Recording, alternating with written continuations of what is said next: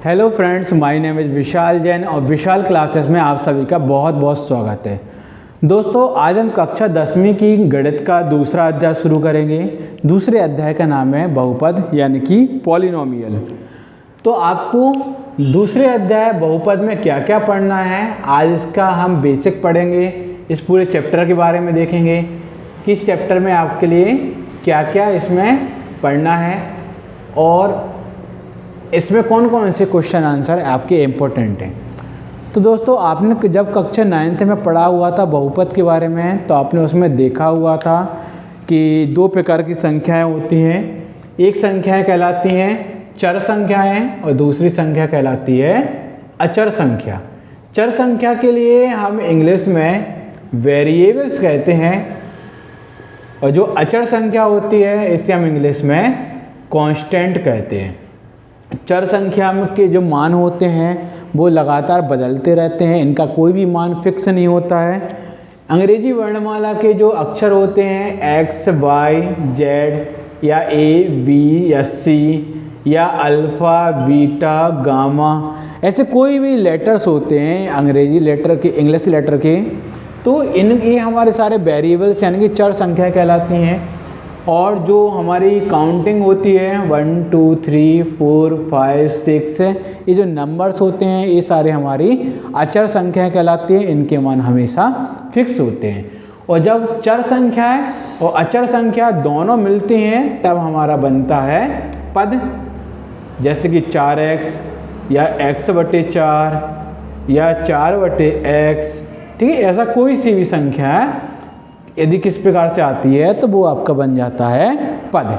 और जब एक से ज़्यादा पद होते हैं तब हम उसे बहुपद कहते हैं। ये सारा जो हमने चीज़ें हैं ये हमने 9th क्लास में समझा हुआ था। इसके अलावा हमने 9th क्लास में शून्यक के बारे में भी देखा हुआ था कि शून्यक क्या होता है, और इसी शून्यक के बारे में आपको इस 10th क्लास में भी सीखना है। तो शून्यक होता क्या है? शून्यक के लिए हम इंग्लिश में जीरोस भी कहते हैं। शून्यक के लिए इंग्लिश में हम जीरोस भी कहते हैं। अब जीरोस क्या होता है? बहुपद में जो चर संख्याएं होती हैं, तो चर संख्याओं का ऐसा मान, किसी भी बहुपद में चर संख्याओं का ऐसा मान जिसके कारण पूरा बहुपद की वैल्यू 0 हो जाए, वो आपका शून्यक कहलाता है। जैसे हम इसे उदाहरण के माध्यम से देख लेते हैं। जैसे मैंने यहाँ पे कोई संख्या लिखी 4x/8, मैंने यहाँ पे एक संख्या लिखी 4x/8, ये हमारा एक बहुपद है क्योंकि इसमें हमारे एक से अधिक पद है। 4x आपका एक पद है और 8 भी आपका एक पद है, तो टोटल आपके इसमें कितने पद हो गए? 2 पद हो गए हैं। एक से अधिक पद हो गए हैं तो ये आपका एक बहुपद है। इस बहुपद में जो x है वो आपकी चर संख्या है और 4 और 8 आपकी अचर संख्या है। तो जो बहुपद होता है वो हमेशा चर और अचर दोनों संख्याओं से मिलके बनता है। तो इस बहुपद में x यानी जो चर है, चर का ऐसा मान जिसकी वजह से आपका बहुपद है, जिसकी वजह से आपके बहुपद का मान शून्य ना जाए। किसी भी चर का ऐसा मान जिसकी वजह से बहुपद का मान शून्य ना जाए तो उस चर के मान के लिए हम शून्यक कहते हैं। कैसे? अब दोस्तों सोचिए, हमें यहाँ पे x का ऐसा क्या मान रख दे जिसकी वजह से उसकी पूरी वैल्यू 0 आ जाए। चलिए हम इसे ट्राई करके देखते हैं। हम इसे मन से लेते हैं। हमने माना कि x का मान हमने ले लिया 1।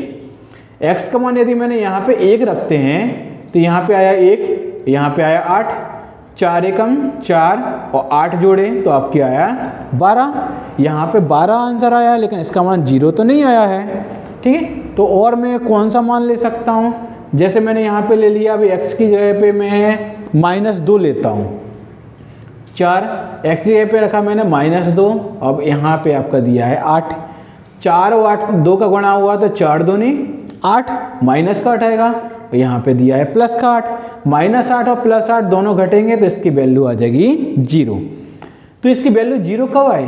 जब मैंने x की जगह पे रखा था -2, यानी x बराबर -2 रखने पर इसकी वैल्यू हमारी 0 आ जाती है, यानी इसका मान हमारा 0 आ गया है।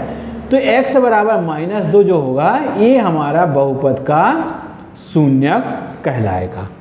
x का मान जो -2 है यही हमारा बहुपद का शून्यक कहलाएगा। तो आपको इस चैप्टर में शून्यक के बारे में पढ़ना है, ठीक है। इसके अलावा आपको इसमें जो द्विघातीय समीकरण होते हैं इन द्विघातीय समीकरणों के बारे में भी पढ़ना है और उनको हल करना, इनके माध्यम से ही आपको नए द्विघातीय समीकरणों का निर्माण करना, ये सारी चीज़ें करना है। तो देखते हैं द्विघातीय समीकरण क्या होता है। इसके नाम में ही है द्विघातीय समीकरण। द्विघातीय समीकरण ऐसा समीकरण कहलाता है, ऐसा बहुपद कहलाता है जिसकी घात 2 होती है। ऐसा समीकरण जिसकी घात 2 होती है वो हमारा द्विघातीय समीकरण कहलाता है। जैसे कि मैंने यहाँ पे लिखा x की घात 2 धन 6x धन 12, x की घात 2 धन 6x धन 12। तो यहाँ पे x की घात है यहाँ पे 1, यहाँ पे x की घात है 2, तो x की सबसे बड़ी घात कितनी आ रही है, यहाँ पे 2 आ रही है। तो ये आप जो है ये आपका द्विघातीय समीकरण कहलाएगा। तो दोस्तों इस प्रश्नावली में आपको ऐसे द्विघातीय समीकरणों को हल करना सीखना है। तो अब हम उम्मीद करते हैं कि आप लोगों के लिए हमारा आज का ये जो परिचय वाला इंट्रोडक्शन से संबंधित जो वीडियो है ये समझ में आया होगा। अब हम इसकी अगली वीडियो में प्रश्नावली पे आएंगे और प्रश्नावलियों को हल करेंगे, इनके क्वेश्चन को सॉल्व करेंगे। Thank you.